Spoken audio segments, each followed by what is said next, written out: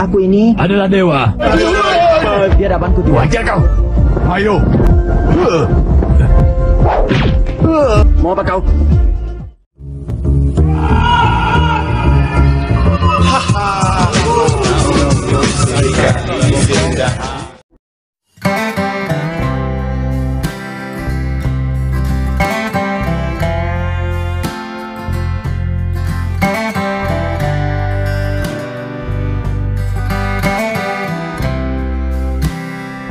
Kalau kau tidak mau menonton, Siapa yang ngatur?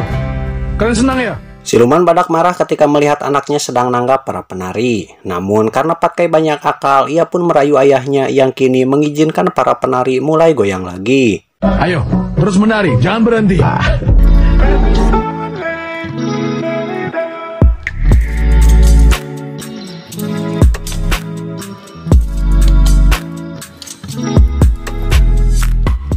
Karena melihat pinggul bohai bergoyang, Patkai pun tak sadar jika telinga babinya sudah muncul. Setelah Wucing ingatkan, Patkai pun mulai fokus, namun kini air liurnya malah mengalir. Sementara Cengkuan yang bahagia karena bisa kembali menemui istrinya. Mereka pun berterima kasih pada Gokong juga Biksu Tong. Tiba-tiba Nyonya Chen mengatakan jika ia mendapat firasat bahwa anaknya akan kembali juga. Bahkan ia mengatakan bahwa pertemuan bersama suaminya kini ia pun sudah tahu. Ini anak kita juga akan kembali. Aku tidak sembarangan bicara. bahkan aku sang kerasakti pun tidak tahu kabar. Aku sudah tahu kalau 28 tahun yang akan datang. Kurasa otaknya jadi miring, Guru. Agar mereka tak penasaran, Nyonya Chen mulai menceritakannya. Di mana ketika suaminya dibunuh ia pun ingin mati bersama. Namun siluman badak tak membiarkannya. Karena ingin membesarkan anaknya ia pun rela menderita dan 9 bulan kemudian anaknya pun lahir. Nyonya Chen pun memutuskan untuk gantung diri, namun tiba-tiba talinya diputus oleh seseorang. Tapi Ternyata itu adalah Dewa Kutub Selatan yang katanya diperintah Dewi Kuan Yin untuk mencegahnya bunuh diri. Dewa membocorkan sedikit rahasia di mana menurut Dewa suaminya telah diselamatkan Raja Naga Sungai Bening. Dan kini jasadnya diawetkan. 28 tahun kemudian mereka akan bertemu kembali dalam kondisi pada para reot karena sudah tua. Kalian berdua akan bertemu kembali. terima kasih Dewa. Terima kasih. Dewa menyuruh Nyonya Chen agar mencarikan tempat aman bagi anaknya. Di kemudian hari anaknya akan menjadi sangat terkenal juga lain dari yang lain. Dewa mengatakan bahwa bayi itu adalah pemberian dari Dewi Kuan Yin. Adalah bayi pemberian Dewi Kuan Yin. Terima kasih Dewi Kuan Yin. Karena siluman badak amat jahat, Dewa pun menyuruh Nyonya Chen agar segera mengungsikan bayi tersebut. Dan Nyonya Chen diminta jangan takut karena bayinya akan selamat dan 28 tahun kemudian mereka sekeluarga akan berkumpul kembali. Kemanapun anak ini pergi, jadi sebuah kemunculan. Sekeluarga akan bersatu kembali. Setelah diberitai oleh Dewa Kutub, Nyonya Chen pun diam-diam membawa bayinya. Lalu ia hanyutkan di Sungai Bening dengan harapan ada keluarga lain yang menyelamatkannya. Dan berharap ada keluarga yang menyelamatkannya. Ketika baskom bayi hanyut, Nyonya Chen kaget karena tiba-tiba baskom tersebut ditopang bunga teratai. Lalu membawa bayi itu untuk melawan arus. Namun kini dirinya dibawa siluman badak. Gokong pun senyum-senyum bahagia entah apa yang ia pikirkan. Aku hidup menelan hinaan. Guru, kurasa tak salah. Biksu Tong pun berkata bahwa ialah bayi itu dan ialah anak mereka. Biksu Tong mengatakan bahwa dirinya dulu diselamatkan Biksu Tamim sambil menunjukkan liontin giok yang menempel sejak bayi. Memakai leontin giok ini. Ini anak kita. Iya. Sementara Biksu Tong yang bahagia karena bisa kembali bertemu ayah juga ibunya, di luar terlihat Patkai asik ngibing bersama para penari. Sampai tak sadar jika wujud aslinya telah kembali.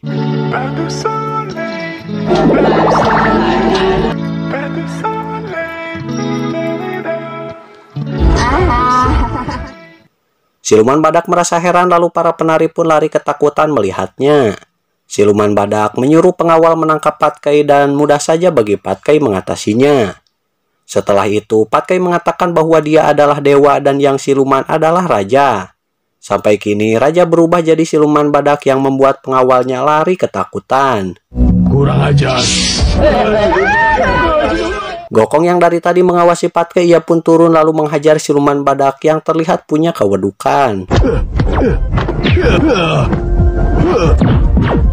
Kulit. Kakak bantu. Lihat saja, bukan urusan kita. Cuma culanya yang tadi dilindungi kau. Sudah tentu. Dan kini Cengkuan asli pun kembali menjadi raja negeri ayam selasih. Sementara siluman badak dikurung sambil diarak mengelilingi kota. Tiba-tiba muncullah bodhisatwa Mayustri yang mengatakan bahwa sebenarnya siluman badak adalah makhluk sakti miliknya. Anak badak yang tak tega. Manuk. Tiba-tiba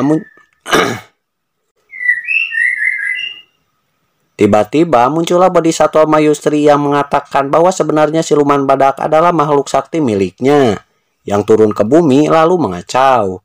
Atas segala perbuatannya, bodhisatwa meminta agar siluman badak mengeruk kembali sungai bening yang telah ia kubur, dan 30 tahun ke depan ia diminta naik ke kahyangan menghadapnya.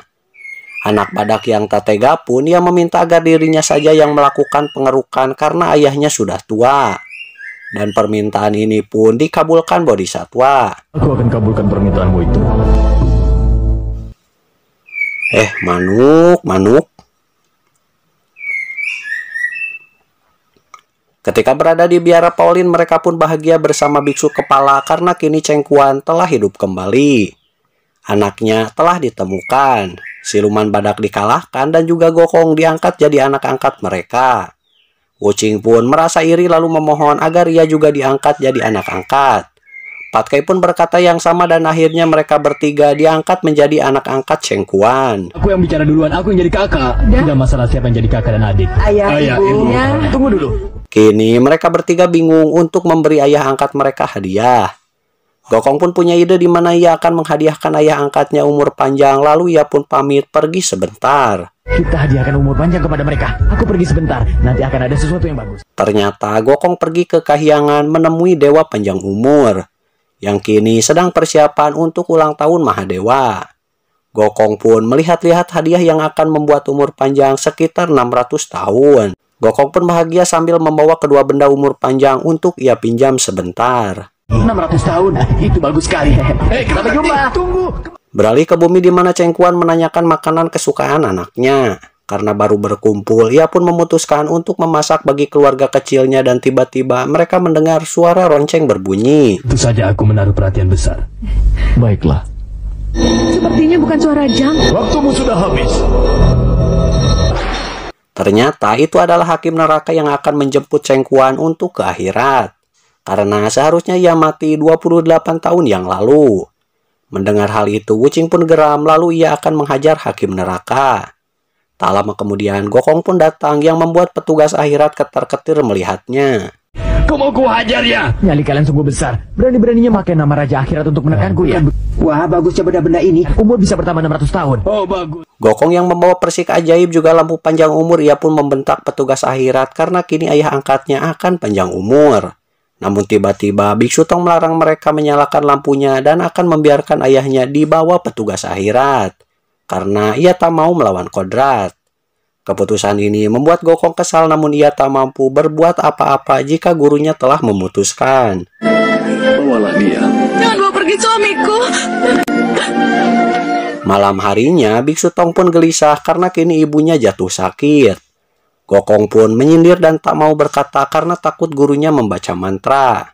Lalu Patkai bernyanyi untuk gurunya di mana isi nyanyiannya menyindir gurunya yang menghalangi mereka untuk membuat ayah angkatnya panjang umur. Mereka pun terus ngobrol yang tujuannya menyindir Biksu Tong yang mereka anggap sangat tega. Malah menghalangi kita yang mau membalas budi. Langit ayahku, bumi ibuku. Hilang sudah harapan kita. Bahkan semut yang kecil pun tahu. Biksu Tong pun ke dapur menemui Wuching yang sedang memasak. Namun tanpa ia duga, Wuching yang polos pun baut jamedut pada gurunya yang ia anggap begitu tega. Guru masih bisa makan. Kan lama aku ikuti guru. Tidak disangka guru sangat kejam. Bahkan kini Wuching mengatakan jika Tong Samcong bukan lagi gurunya. Tiba-tiba Gokong juga Patkai datang dan membenarkan terkait ucapan Wuching. Lalu mereka memaki gurunya dan akan pergi, namun tiba-tiba Biksu Tong memanggil Gokong dan memintanya menemaninya ke akhirat. Gokong, temanilah aku turun ke akhirat. Guru mau ke akhirat. Guru, kau sudah membuat guru sadar kau berjasa besar. Setelah berada di akhirat, Gokong tak melihat satu hantu pun karena tentu mereka sembunyi takut olehnya. Ketika bertemu Hakim, Gokong pun berniat menghancurkan neraka, namun gurunya melarang karena ia hanya ingin bertanya ayahnya dilahirkan reinkarnasi kemana. Ketika Cengkuan berjalan menuju jalur reinkarnasi manusia, Biksu Tong bersama Gokong pun datang, lalu Gokong akan segera membawa ayah angkatnya pulang. Namun Tong Samcong melarangnya karena tujuannya ke sana bukan itu, melainkan hanya ingin makan bersama ayahnya, lalu ia akan mengantarnya ke jalur reinkarnasi. Diam semuanya. Untuk makan bersama ayah. Gokong pun sangat kesal mendengarnya, lalu meminta ayah angkatnya tak memakan makanan yang gurunya bawa, karena ia sangat tega. Biksu Tong yang tahu dirinya disalahkan semua orang, ia pun mulai menceritakan kisah Buddha Rula yang dulunya adalah manusia biasa bernama Siddhartha. Dulu Siddhartha memiliki murid yang bernama Sace. Ia bisa meramal hal yang akan terjadi dan selalu tepat. Ketika mereka sampai di suatu negeri, raja pun menanyakan nasibnya di masa depan. Bagaimana kelak nasibnya di masa depan? Dan kau akan mati di tangan anak kandung. Karena menurut ramalan bahwa 20 tahun ke depan ia akan dibunuh anaknya, raja pun takut ketika menggendong anaknya. Ia pun selalu mencoba membunuh putranya, namun selalu lolos dari malapetaka. Ketika anaknya tumbuh, ia pun menasihati ayahnya agar jangan percaya pada ramalan itu. Namun rasa takutnya membuat dirinya membenci sang anak. Lepaskan diri dari senantiasa menghantuinya. Ketika anaknya bertumbuh dewasa dan jatuh cinta pada seorang gadis, raja pun menghukum mati gadisnya tanpa alasan. Lalu memenjarakan anaknya agar tak punya kesempatan untuk membunuhnya. Atas kelakuan ayahnya yang semena-mena, anaknya yang awalnya berbakti kini mulai membenci ayahnya dan mau balas dendam. Kini ia pun menyogok seorang pejabat untuk meracuni ayahnya sampai menjadi gila, dan mau tak mau tahta raja jatuh pada anaknya, yang kini berbalik memenjarakan ayahnya. Sebenarnya murid Siddhartha tak hanya meramal nasib raja, ia juga meramal nasib dirinya sendiri yang lebih tragis, di mana ia akan mati dimakan binatang buas hidup-hidup. Akan tetapi ia tak merasa risau sedikit pun karena kini ia menggunakan kemampuan meramalnya untuk membantu banyak orang. Sedangkan Siddhartha sibuk menjauhkan muridnya dari binatang buas agar ramalannya tidak terjadi. Sehari sebelum ia meninggal, Siddhartha mengikatnya di atas pohon sedangkan dirinya berjaga di bawah untuk melindungi muridnya. Namun ketika ia terbangun, ternyata muridnya telah meloloskan diri. Ia pun bagai orang gila mencarinya ke sana kemari. Dan ternyata muridnya mendekati suara serigala yang kelaparan dan membiarkan tubuhnya dimakan serigala.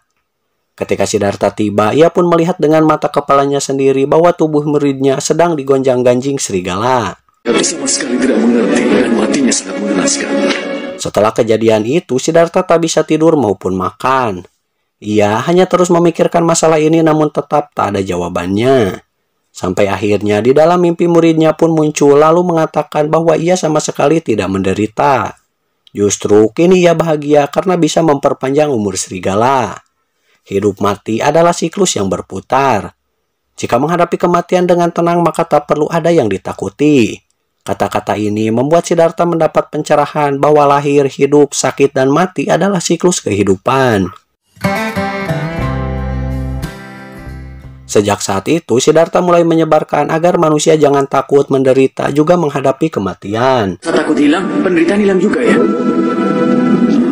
Tong Samcong pun mengatakan bahwa setiap ada pertemuan maka ada perpisahan, di mana ia pun merasa sedih ketika ayahnya mau dibawa petugas akhirat. Namun karena ia mengerti ajaran Buddha tentang siklus hidup mati dan cerita tadi membuat ayahnya mengerti. Lalu ia pun minta maaf karena telah menyalahkan anaknya. Setelah mengantar ayahnya ke tempat reinkarnasi, Biksu Tong pun berpesan agar ayahnya berbuat amal lebih banyak di kehidupan berikutnya, agar nanti bisa masuk jalur reinkarnasi kahyangan dan menjadi dewa. Peristiwa ini membuat saya sendiri ikut nalangsa atau bersedih. Ayah angkat, jangan khawatir. Kini Biksu Tong beserta murid juga ibunya mulai berdoa untuk ayah Tong Samcong. Sejak kejadian itu ibunya sadar jika Tong Samcong melakukan semua ini untuk menunjukkan rasa baktinya sebagai seorang anak. Gokong juga dua adiknya pun mulai berdoa untuk ayah angkat mereka, dan sungguh episode ini membuat saya ikut sedih. Kami harus melanjutkan perjalanan. Setelah semuanya bersedih, akhirnya mau tak mau mereka pun mulai melanjutkan kembali perjalanannya.